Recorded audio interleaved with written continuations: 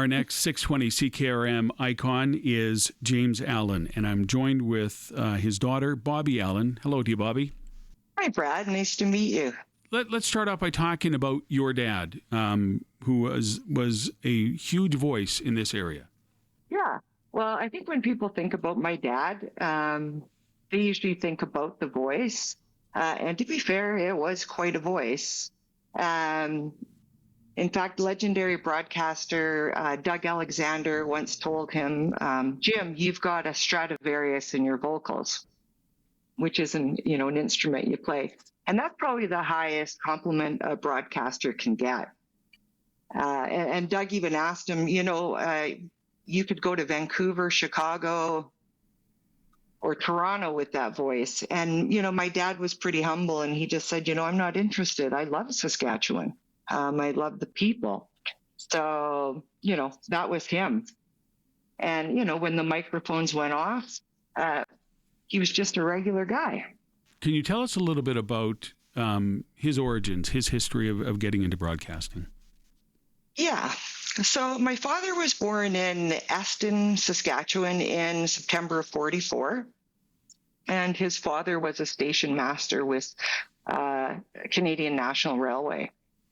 And so he grew up around trains, telegraph, and station houses. And they moved from Laverna to Craik. And that's kind of where there's some funny stories. Apparently, my grandfather figured out when the newest Hollywood movie reels were coming in on the train. And him and my dad would get on the train and sneak a reel. And my dad would make popcorn the night before. And they would hold these movie screenings in the hall in Craik, and make a little money off of that. So that was kind of a fun thing him and his dad did.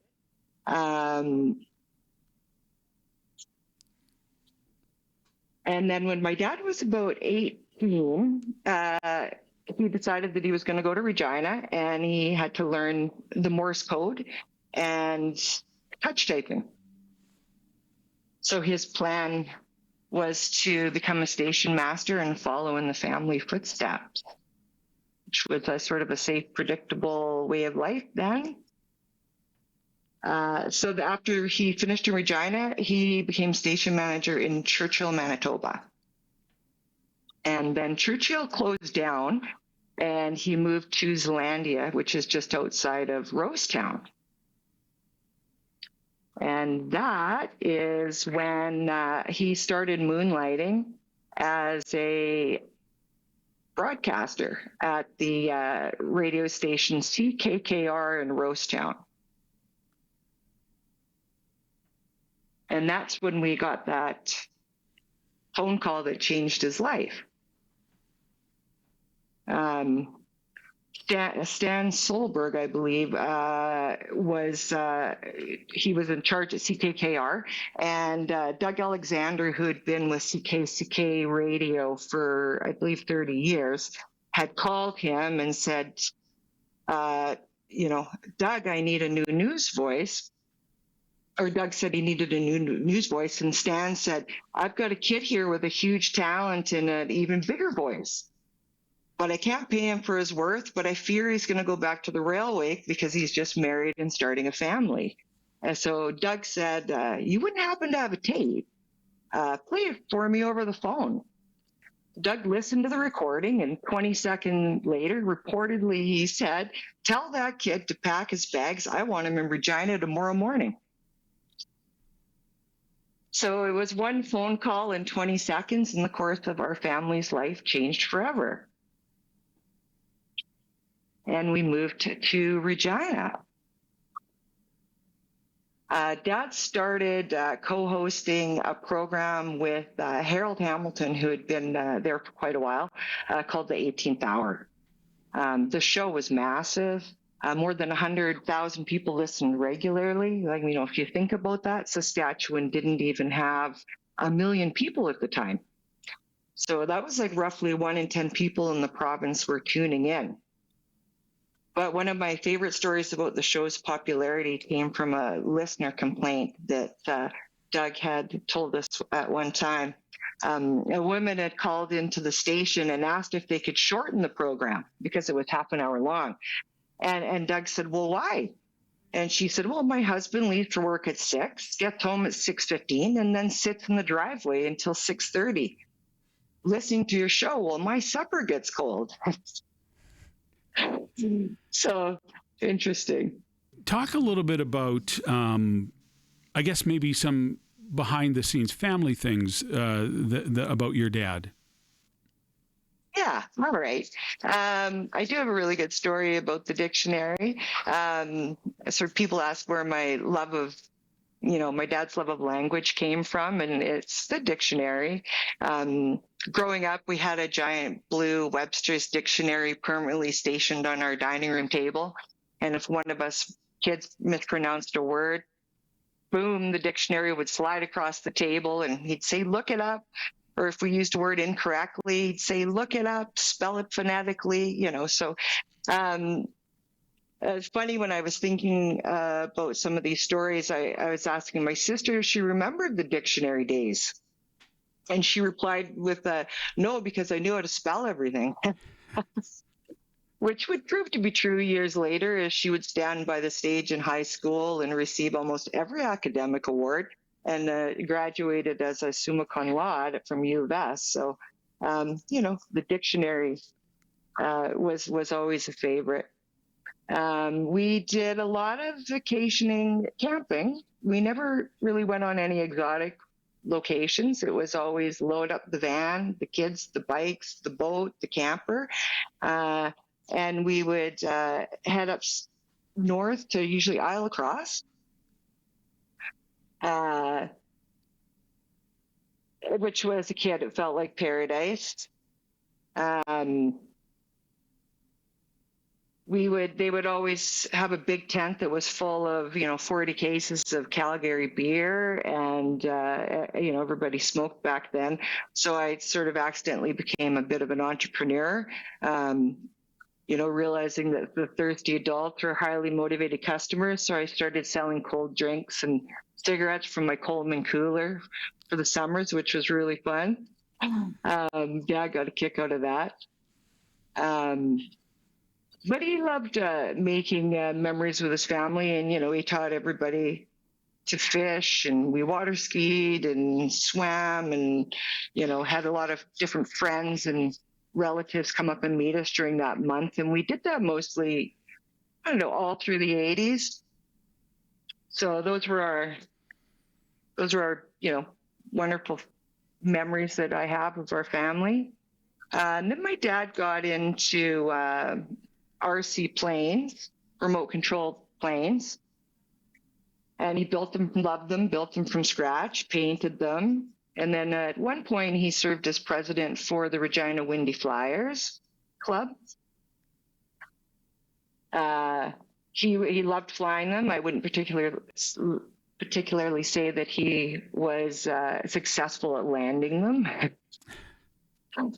There were, somehow there was a grain elevator and a power pole in southern Saskatchewan that my father couldn't find with an RC airplane hitting it. So it was a lot of crash and burns, but he didn't care. He just said, we'll just build a new one. I think he loved building them more than he liked flying them. But he always loved planes, and he actually owned 2 air coupes, which went about as well as the RC versions. Dad was excellent at flying, and, landing was occasionally optional. No real injuries, but, they were minor, hilarious disasters. And talk a little bit about the broadcasting end of things, CKCK, both radio and TV, and CKRM. Yes. So he worked simultaneously. Well, he started at CKCK-TV, and then it was CKCK Radio, and then CKCK-TV was purchased by Harvard. So he had an option to stay or move to the TV station, which he did. So he moved over to the CKCK-TV station, and later started at CKRM, which he would do the morning news write and read the morning news, and then CKCK-TV in the afternoon for the evening news. One of the things that many others have mentioned that really was the reason why he was so well known was he had that 1-2 punch. He had the morning on the radio and then the evening on television, and that really grew his popularity. Yes, absolutely. Absolutely. And, and I believe that, news then, it had an integrity. There were these funny machines that would, with world clocks that would print out information from all over the world. And, as a journalist, then you had to take that and make sense of it and write your story. Obviously, you had to send it, up to editing, but to make sure it was good to go. But he loved writing the news, and he was very apt. I mean, he could type 102 words a minute, even on the old clunky typewriter that we had at home, which then, of course, moved into, sleeker, slicker machines with the electric typewriter. And then finally, I think in the end, they were moving on into computers. So it was a real interesting eras of telecommunication. His ability to write, but also that voice, that's also one of the things that made him so strong at the position of delivering the news. I've got a funny story sort of about that. It was a story that I heard from Manfred Jonick. And they had been best friends for decades. They enjoyed, most of their weekends tinkering with cars and rebuilding engines. And Manfred remembers walking into CKRM one morning at around 4:00, and my dad was asleep in the control room. He wasn't resting; he was completely asleep, but that was because he was running on about 4 hours of sleep a day because he was doing the mornings at CKRM and at CKCK-TV. So Manfred thought, oh, this should be interesting. But a few minutes later, Jim woke up, stretched, walked into the studio, and sounded better than the rest of us on our best day, he said. So that goes to say, like, he was just, he was really able to just be on immediately, which is kind of pretty powerful to just sort of go into that zone. He covered a lot of major events in his role as a broadcaster as well. Talk about some of those. Yes. So he followed, he followed the Milgard story. I know that he was in the courtroom for, I'm drawing a blank on it, Colin Thatcher, Cullen and Joanne. So that was obviously that was a very big story at the time politically. And so, I mean, I remember him coming home and just, and he was almost sort of a sleuth himself. Like he was just always trying to figure out and put the pieces together and try to get an accurate picture of what it was without bias. And he just had that integrity. Yeah, definitely. And also too, because of the time he was broadcasting, there were some major events that he got to take part in. Expo 86. Yeah, Brad. Expo. Because of his visibility on television and radio, Dad was often invited to participate in events across the province, and out of the province. He emceed functions. He appeared at like many community celebrations and participated in, I don't know if you remember the stock car racing promotions at Kings Park Speedway. And a familiar face, harness racing at the Queensbury Downs for the major provincial showcases. Those were all kinds of fun things that the media would often send out their local celebrities to.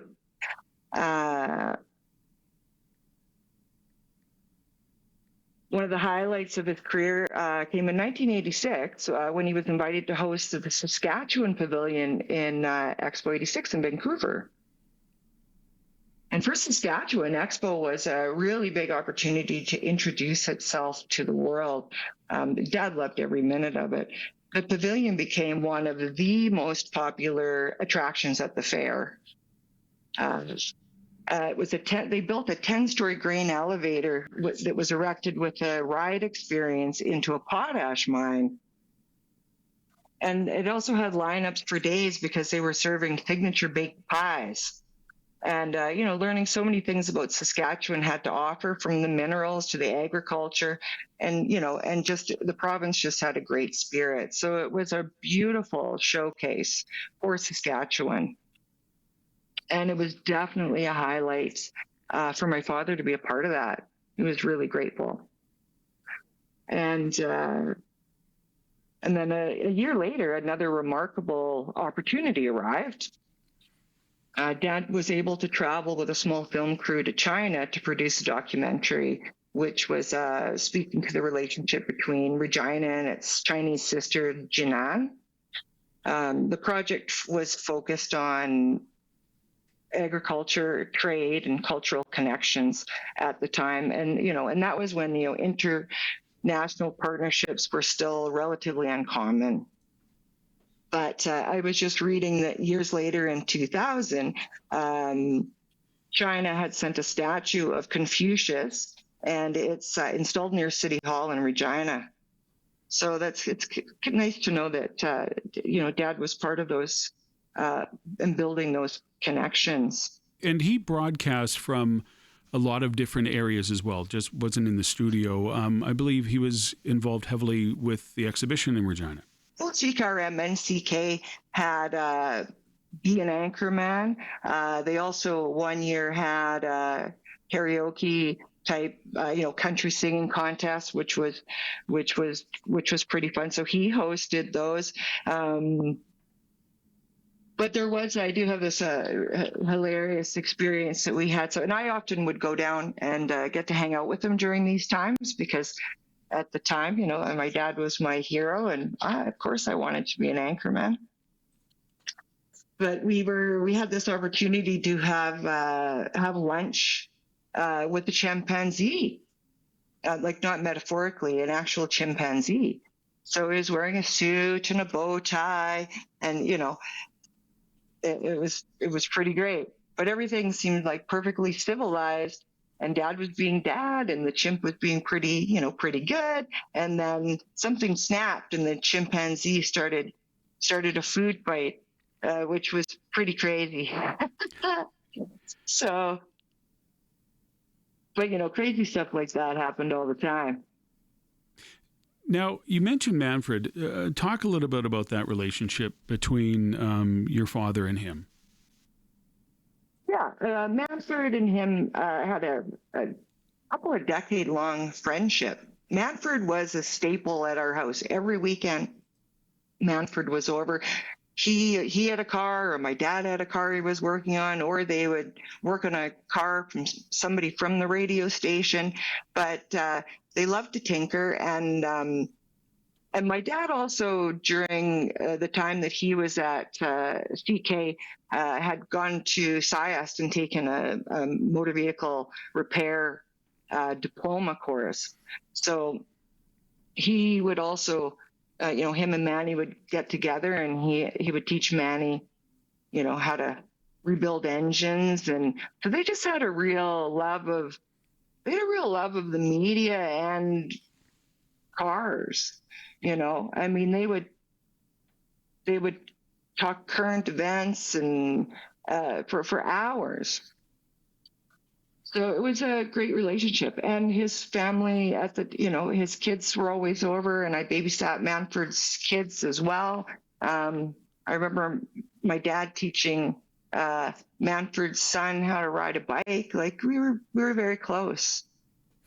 And so many of the others have expressed that. They said, the work relationship and the personal relationship were kind of intertwined on a lot of fronts. Another thing a lot of people have said, and certainly in this province, CKRM was always on. It was always on.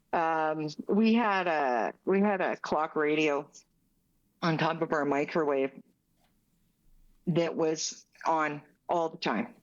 So CKRM was, whether you were hearing the farm report or the news or country music, it was always on until the 6 o'clock news came on and then the TV came on. So our house was always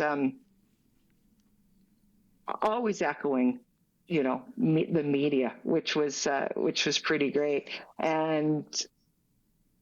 And they also had a lot of, there was, back in the 80s, it was the zeitgeist of the times, and there was a lot of functions. So my parents hosted a lot of parties through all the years.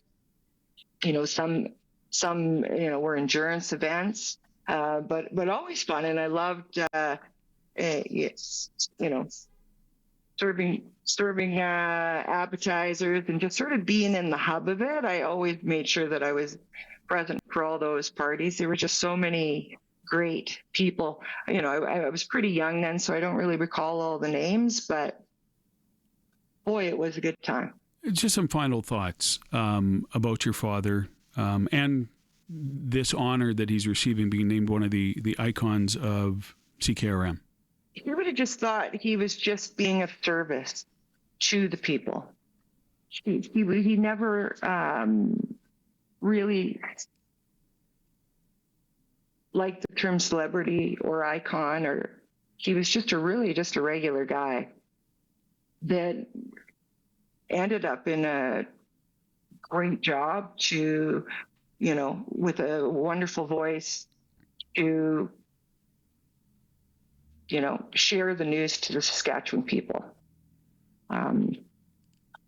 So he would have, of course, he'd be very gracious about it, but he wouldn't think that was anything to be memorialized, that it was just something that had to be done.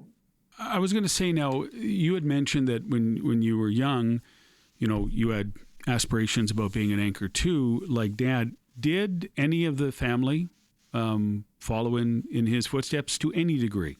Yes, I did. So I started working in the film industry in Regina, and I started working with a few people from the media, from the radio station. They had moved on into the props department. So I got my break in the early 90s working with those guys.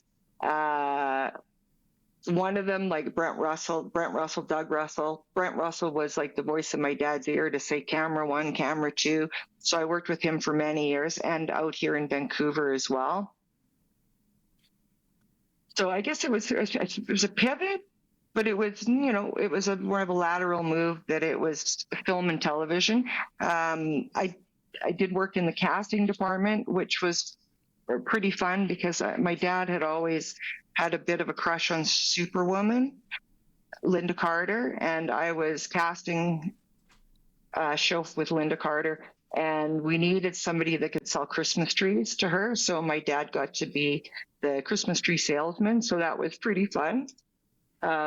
We did audition for some Fastel commercials together as father and daughter, which, so we like to have, we like to do that kind of stuff together.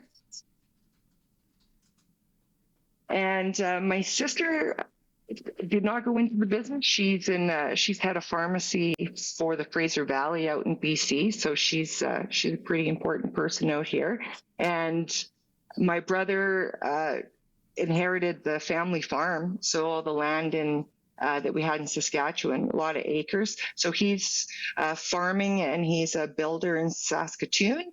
And my dad, when he retired in 95 from CKCK-TV and 97 from CKRM, moved out to Rosetown, where he originally started his career, and started farming with my brother. And then he also, as he does, he likes to learn all the time. He took the water course for the town, so he was a water treatment agent, and he was also working at the post office in the mornings, and he was still writing articles for the Rosetown Eagle and doing some bits and some commercial stuff for Saskatoon and Rosetown. So he never really ever gave up the media part of it. But he retired and had a sort of a simpler life. Well, Bobbi, thank you so much for this. It means a lot to CKRM celebrating 100 years to be able to honor your father, James Allyn, in this way. I appreciate it. Thank you, Brad.